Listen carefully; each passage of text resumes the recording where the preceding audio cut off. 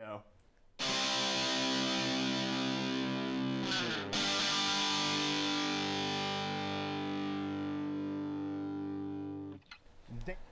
Now, going over to the business blunder of the day, you have Ford recalling vans because the tires, well, they don't fit. Which, again, great job, United Auto Workers.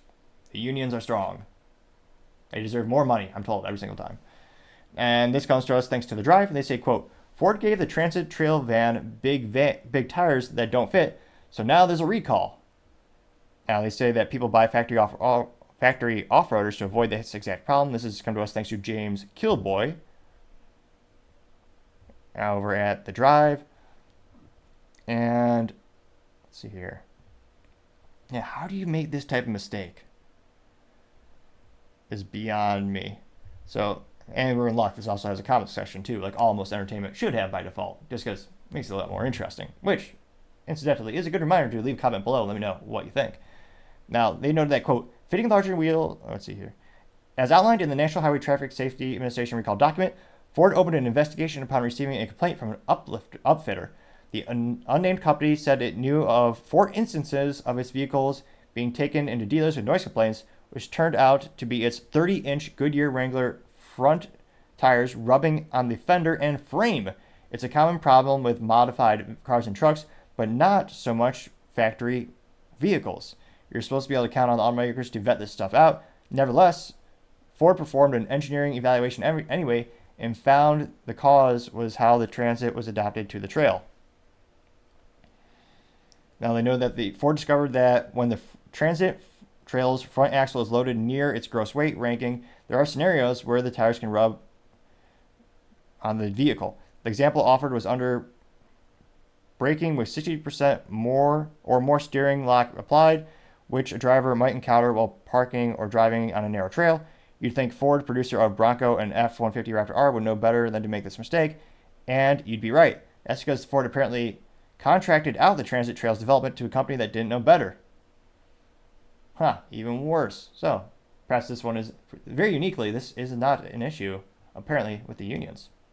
Mark that down, folks. I'm not always right. I mean, more often than not, I'd like to think, but not always. Now, they said, Ford said it's determined the exact cause of the tire rub, which seems to be obvious with the Transit Trail's wider track and enlarged tires. The company warns that unaddressed rub could damage fender liners and even the tires themselves, leading to a loss of pressure and therefore vehicle control. Ford is not aware of any tire damage caused by the oversight yet, but is working on a solution and will notify users when the recall service is officially available. Which, again, you're selling an off-road vehicle that can't actually really go off-road in the average capacity they'll be used. Ridiculous. Now, some of the first comments comes from Nothing to Say, which not a very accurate profile name because they certainly have something to say. Now, allegedly, this profile, Nothing to Say, says, this is such a dumb own goal. Every time I think about buying a Ford or something, I remember that they lead the league in recalls. Unquote, getting 6 likes. You have Cruder says, quote, 2 points. 1, Ford, so it seems like par for the course these days. 2, it is still likely less of an issue than it is on 99.9% of trucks with any modifications made by independent shops or owners while costing the same or less. Len B says, quote, okay, I own a Ford Transit, high roof, extended length, built out with folding queen bed, kitchen, fridge, freezer, the whole 9 yards, conversion van. It's great at touring and camping vehicle and perfectly fine even on gravel and road forced roads. Mine doesn't have all-wheel drive. Costs nearly $100,000. Jeez Louise. I got 1 like.